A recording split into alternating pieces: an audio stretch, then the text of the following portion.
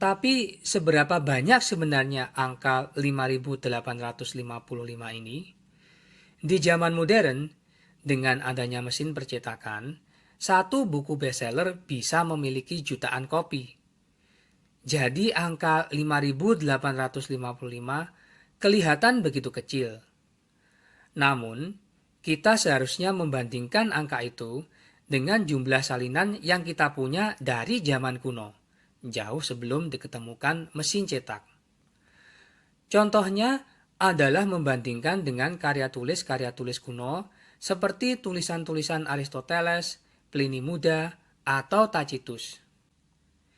Nah, dibandingkan dengan Injil yang memiliki 5855 kopi salinan, saat ini kita hanya punya 49 buah kopi salinan karya Aristoteles. Dan untuk Pliny Muda, kita hanya punya 7 buah. Sementara untuk Tacitus, kita punya 20 buah. Berikut adalah grafik balok yang bisa memberikan gambaran visual perbandingan jumlah manuskrip Perjanjian Baru dengan karya tulis kuno lainnya.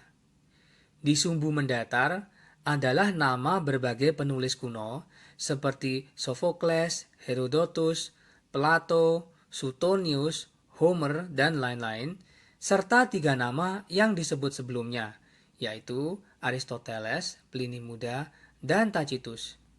Sedang di sumbu tegak adalah jumlah salinan-salinan yang masih ada sekarang ini.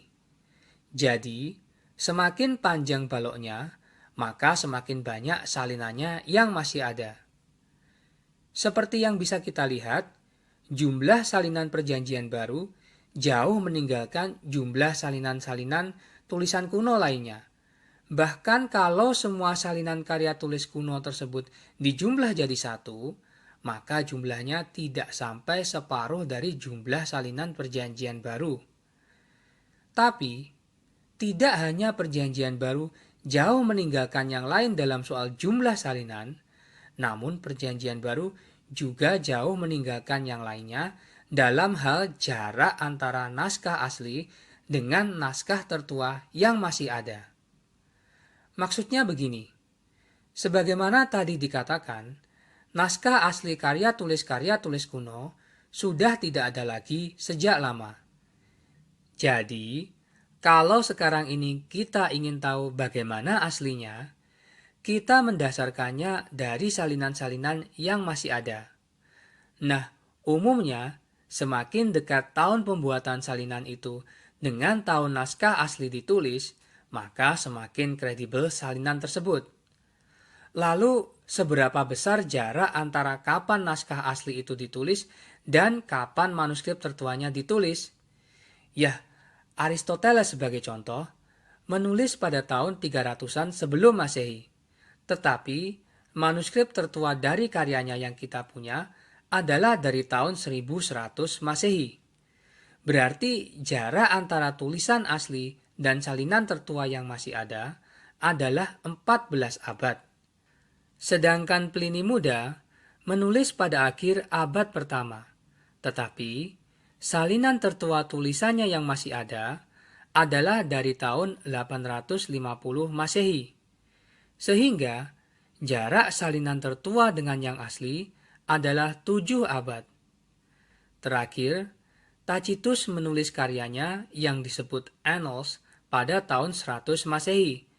Sedangkan buku Annals yang tertua adalah dari tahun 1100 Masehi. Jadi ada jarak selama 10 abad. Bagaimana dengan Perjanjian Baru? Sebelumnya sudah ditunjukkan Papirus 52 yang merupakan fragmen Injil Yohanes tertua. Fragmen kecil sebesar KTP ini diperkirakan ditulis pada 125 sampai 175 Masehi. Perjanjian Baru sendiri baru selesai ditulis sekitar tahun 90 Masehi, di mana kitab yang paling terakhir ditulis adalah Injil Yohanes dan Wahyu.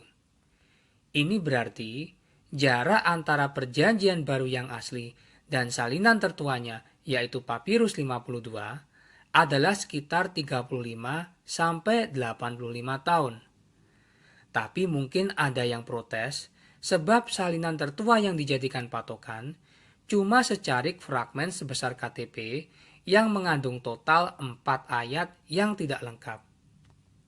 Bila demikian, kita bisa menggunakan tahun 200-an sebagai patokan, karena pada tahun ini kita sudah memiliki 12 fragmen perjanjian baru yang kalau ditotal meliputi 40% perjanjian baru. Kalau ini dijadikan patokan, maka jarak antara perjanjian baru asli dan salinan tertuanya adalah 100 tahun. Kalaupun ada yang masih protes dan merasa 40% tidak representatif, maka kita bisa mundurkan patokannya sedikit lagi untuk mendapatkan salinan yang lengkap 100%. Pada tahun 300-an, sudah ada Codex Vaticanus dan Codex Sinaiticus plus 120-an manuskrip lainnya. Semua ini sudah mewakili 100% perjanjian baru. Kalau patokan ini yang digunakan, maka jarak antara perjanjian baru dengan salinan tertuanya yang lengkap adalah 200 tahun alias 2 abad. Di grafik balok yang kedua ini, kita bisa melihat perbandingan jarak antara naskah asli dan salinan tertua yang masih ada dari karya tulis kuno. Di sumbu mendatar, ada berbagai nama penulis kuno yang sama dengan yang ada di grafik sebelumnya. Sumbu tegaknya adalah jarak antara naskah asli dan naskah tertua yang masih ada saat ini. Jadi, semakin pendek baloknya, maka semakin bagus. Karena artinya, jarak antara naskah asli dan naskah salinannya pendek. Kita bisa melihat bahwa balok perjanjian baru jauh lebih pendek dibandingkan yang lainnya. Jarak yang pendek ini menggunakan patokan fragmen P52 yang ditulis pada 125 sampai 175 Masehi. Tapi, kalaupun kita menggunakan tahun 300-an Masehi sebagai patokan, di mana pada tahun ini seluruh manuskrip yang kita punya sudah meliputi 100% perjanjian baru, tetap saja balok perjanjian baru akan lebih pendek dari yang lainnya. Ini karena saingan terdekat perjanjian baru, yaitu karya tulis Livy, mempunyai jarak lebih dari 2 abad. Livy alias Titius Livius menulis Ab Urbe Condita Libri alias Sejarah Roma pada tahun 27-9 sebelum Masehi. Salinan tertua yang masih ada dari karyanya berasal dari tahun 300-an.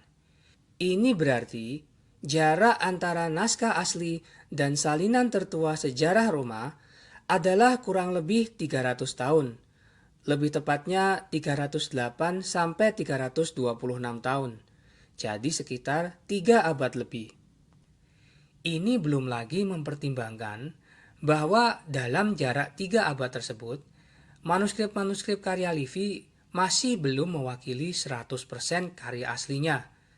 Sementara manuskrip-manuskrip perjanjian baru sudah mewakili 100% karya aslinya dalam jarak 2 abad.